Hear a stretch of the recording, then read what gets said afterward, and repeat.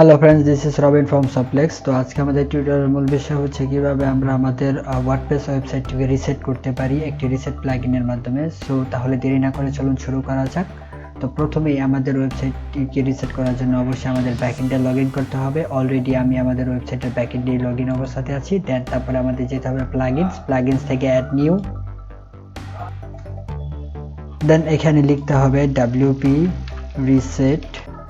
আমাদের এখন WP reset এই প্লাগইনটি ইনস্টল করতে হবে। তো ইনস্টল নাও, দেন অ্যাক্টিভেট। এখন আমাদের যেতে হবে টুলস থেকে WP। দেন এইরকম একটা পপআপ আসবে, কোনো সমস্যা না, যে কোনো একটা জায়গায় ক্লিক করুন। ক্লিক করার পর স্ক্রল ডাউন করুন। স্ক্রল ডাউন করার পর এখানে বলতেছে যে reactivate current theme option WP। তো এটা আমি টিক দিয়ে দিলাম। আর রিঅ্যাক্টিভেট WP রিসেট প্লাগইন না, এটা থাকুক। আর এখানে খালি বক্সে লিখতে হবে reset, then reset site, reset WordPress. Processing চলছে।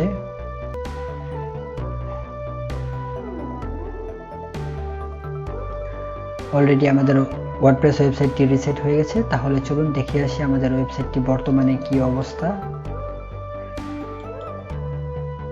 এই হলো আমাদের ওয়ার্ডপ্রেস ওয়েবসাইটটি রিসেট করার পরের অবস্থা। যদি ভিডিওটি ভালো লেগে থাকে তাহলে অবশ্যই একটি লাইক, কমেন্ট এবং শেয়ার করবেন। আর সাবস্ক্রাইব তো মাস্ট। তো দেখা হচ্ছে পরবর্তী টিউটোরিয়ালে। Till then, take care, by.